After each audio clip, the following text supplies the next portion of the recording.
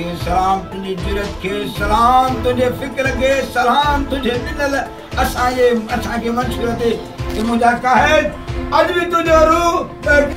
जी नाज़रीन, मां तव्हांखे ॿुधाईंदो हलां त मेयर में भुट्टो बिलियर्स फोरम पारां शहीद ज़ुल्फ़कार अली भुट्टो जी 51वीं सालगिरह मल्हाई वई, जंहिंमें भुट्टो बिलियर्स फोरम जे कन्वीनर अकबर पंवर, MRD तारीख़ जे हीरो काज़ी अब्दुल वजीद मयसर, गुलाम सरवर खोसो, अब्दुल वहीद मयसर, मंज़ूर अमन कटपर ऐं ॿियनि सालगिरह जो केक काटियो। उन मौक़े ते हिननि ॻाल्हाईंदे चयो त शहीद ज़ुल्फ़कार अली भुट्टो पाकिस्तान जे अवाम जे दिलनि ते अॼु बि राज करे थो। हिन मुल्क ऐं अवाम जी ख़िदमत कई, उन करे केर बि विसारे नथो सघे। शहीद ज़ुल्फ़कार अली भुट्टो मज़लूमनि ऐं ग़रीबनि जो आवाज़ ऐं सहारो हो। हिननि चयो त भुट्टे ख़ानदान जूं ख़िदमतूं ऐं क़ुर्बानियूं विसारण जहिड़ियूं न आहिनि। हिन अवाम खे शऊर ॾिनो, बेरोज़गारनि खे रोज़गार ॾिनो ऐं मुल्क में वॾा इदारा क़ाइमु कया। हिननि चयो त दुनिया जो अज़ीम अॻुवान हो जंहिंजे जेतिरी साराह कजे उहा घटि आहे।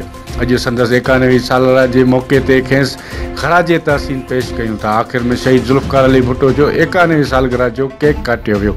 अब्दुल वहीद मयसर, रिपोर्टर सोच न्यूज़, मेयर।